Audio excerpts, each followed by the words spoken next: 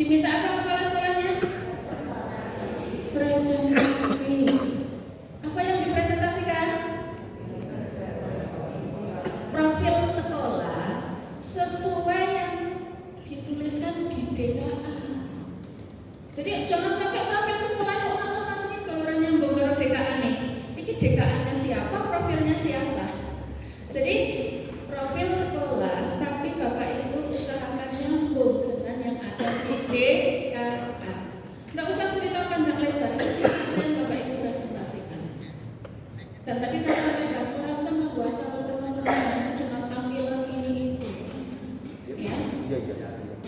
Kalau mau menampilkan prestasi sekolah, ini kemarin anak-anak saya juara Roda, juara FLS 2N, juara apa? Boleh nggak ditampilkan melalui presentasi? Boleh. Cuplikan videonya silakan. Kepala sekolah tinggal menceritakan. Karena kalau ditampilkan di situ sebisa makan waktu, ya, tambah biaya. Orang mungkin bocah tampil cuma pakai baju merah putih, mesti dadak ini dadak. Biasanya seperti ini, ya. Kemudian setelah selesai kegiatan pertemuan awal, Bapak Ibu, pertemuan dilanjutkan dengan kegiatan observasi. Observasi yang disebut di sini, kalau ini kan tertulisnya 20 menit observasi kelas spesifik per asesor tambah 10 menit observasi lingkungan umum dari pertemuan. Kalau saya, mungkin Pak Budi sama observasinya hari kedua? Iya. Dan benar.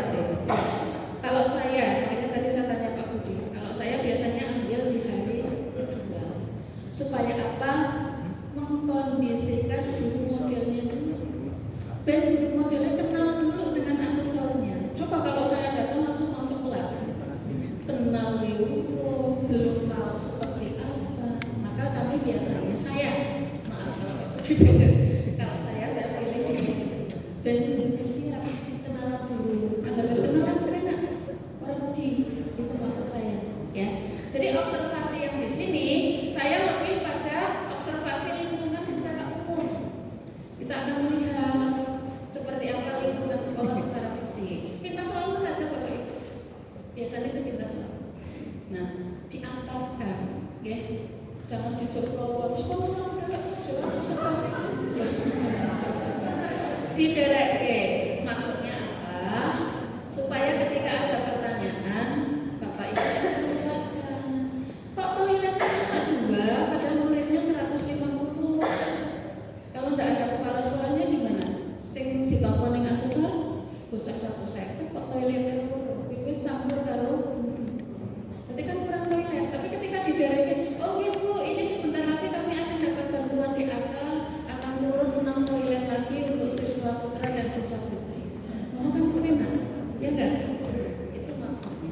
Bukan maksud apa-apa, dodok didereke enggak. Tapi supaya sambil berjalan sambil memberikan penjelasan. Ini mesti nggak gawean Bapak Ibu, ya. Kemudian dilanjut dengan sesi wawancara, bisa dengan guru dan yang lainnya. Nah, ini jadwal ini sebetulnya fleksibel banget ya Bapak Ibu, fleksibel sekali. Untuk hari pertama biasanya yang saya wawancara itu dari komite guru dan orang tua. Mengapa? Supaya besok tidak perlu mengundang lagi. Undang lagi kan kelas jenengan, nyuguhi maning kan? Iya. Maka cukup di hari itu dihadirkan sekali, ikut kegiatan awal sekaligus diwawancara. Jadi hadirnya cukup 1 kali. Apalagi kalau orang tuanya itu punya kesibukan yang lain. Masa 2 hari berturut-turut, cukup 1 hari. Diwawancara dulu orang tuanya. Orang tuanya itu paling tidak perwakilan dari kelas rendah dan perwakilan dari kelas tinggi. Boleh ambil minimal 3 orang tua, perwakilan kelas rendah dan juga perwakilan dari kelas tinggi. Orang sama repot-repot disetel ya Bapak Ibu. Paham maksud saya disetel? Iya. Besok kalau ditanya jawabnya yang bagus-bagus ya, yang begini ya. Memang dengan paham yang ditanyakan apa? Meskipun di panduan sudah jelas, sehingga ditakutkan orang tua itu babagan apa. Tapi cara bertanyanya asesor itu beda Bapak Ibu.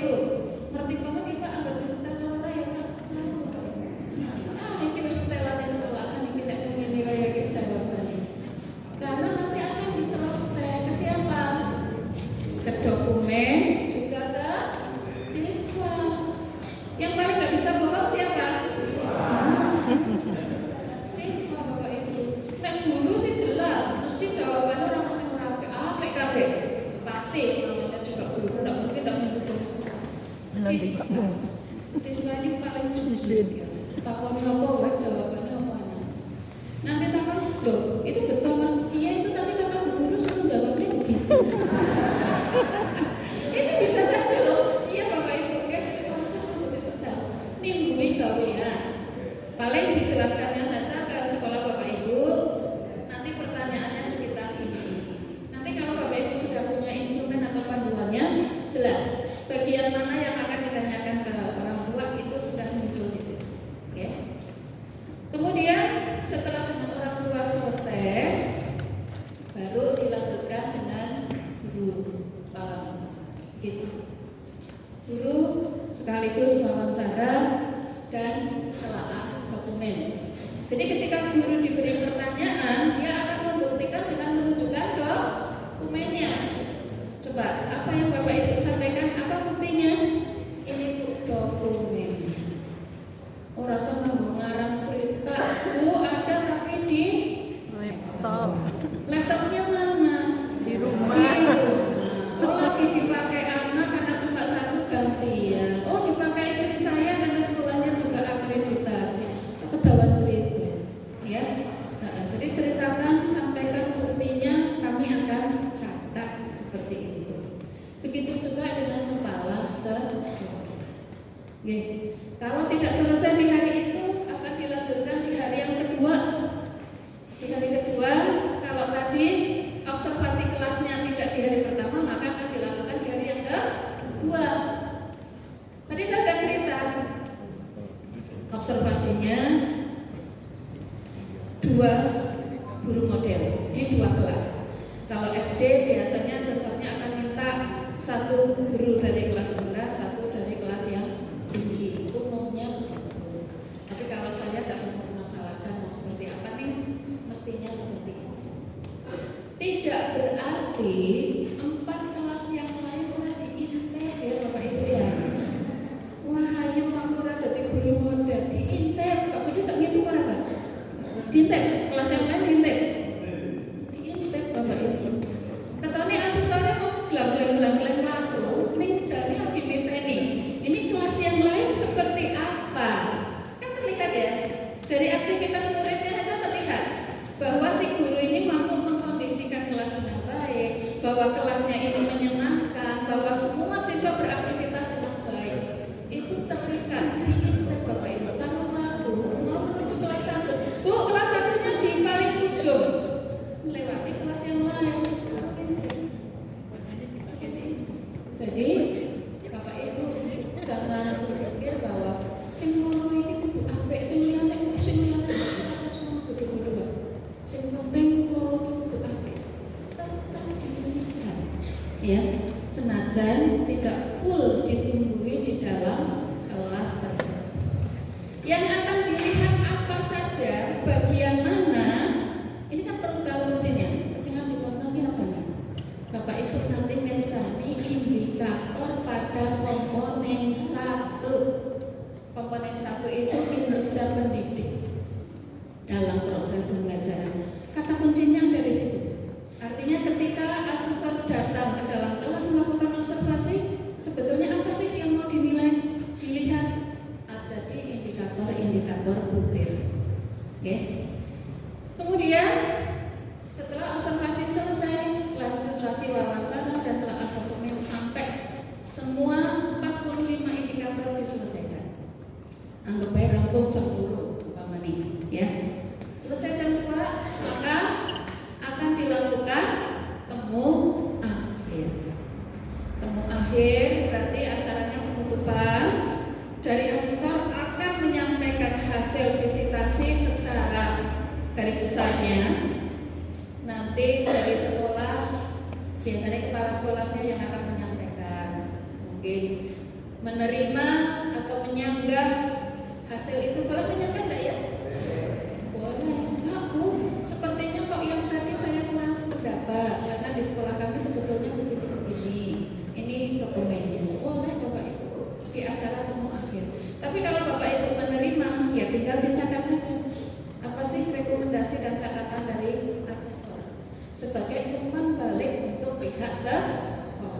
Oke, seperti itu saja. Wes, rampung acaranya selesai. Nanti asesornya pulang, Bapak Ibu tinggal mengisi kartu kendali. This is payment. Jangan lupa ini harus wajib. Kalau Bapak Ibu tidak mengisi kartu kendali, tidak bisa mengunduh sertifikat akreditasi. Oke, seperti itu. Gampang ya? Iya, sudah selesai sekali Bapak Ibu. Ya. Oke. Nah, Bapak Ibu, wawancaranya itu dilakukannya bersama-sama. Jadi Bapak Ibu tidak perlu menyiapkan ini ruang temu awal, ini ruang wawancara. Tidak, fleksibel sekali. Yonggo temu awal, go temu akhir, yonggo wawancara itu di situ. Bapak Ibu tinggal siapkan dokumennya di situ, yang mudah dijangkau. Begitu ditanya, ambilkan, tanya, ambilkan, selesai. Oke, lebih efektif seperti itu. Termasuk murid, kalau murid kadang-kadang kami juga fleksibel. Bisa kami wawancara di ruang kelas, bisa juga